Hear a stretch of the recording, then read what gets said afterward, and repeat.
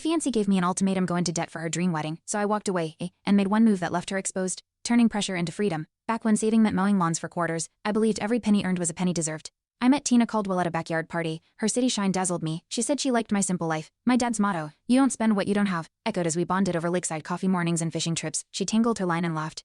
And I thought, she gets it. She told me she admired how I fixed my own truck instead of leasing flashy rides. When I showed her my budget spreadsheet, she clapped like I'd painted a masterpiece that night. She helped me plan our one-day cabin dream by the lake.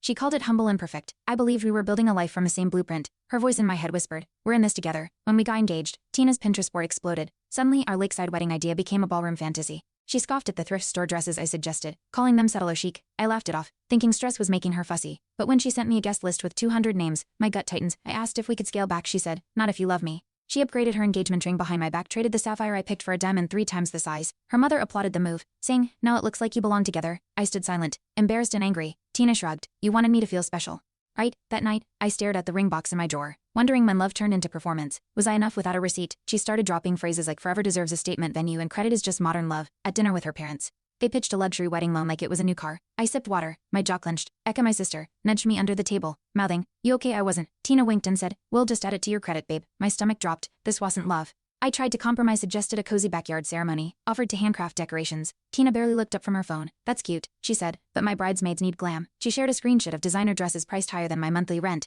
I felt like a joke. Lily, her best friend, whispered, "Just say yes, she's stressed." But I wasn't laughing. Our dream was shrinking, replaced by dollar signs I couldn't chase. She asked me to take out a $30,000 loan, her non-negotiable. We were on her parents' patio. Champagne and flutes, expectations thick as fog. I looked at Tina and said no. Her eyes sharpened. "You'd rather shame me than invest in us," I said. "If us means debt, then yes." Her mother gasped. Becca grabbed my hand under the table. Tina stood and walked inside without a word.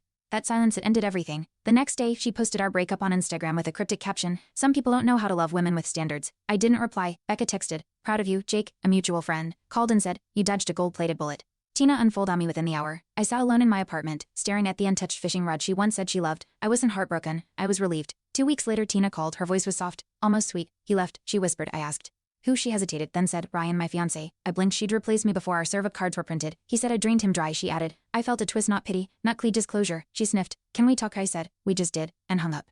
The silence felt different this time. I couldn't finish the whole story in this short. The full story is on my channel and linked below.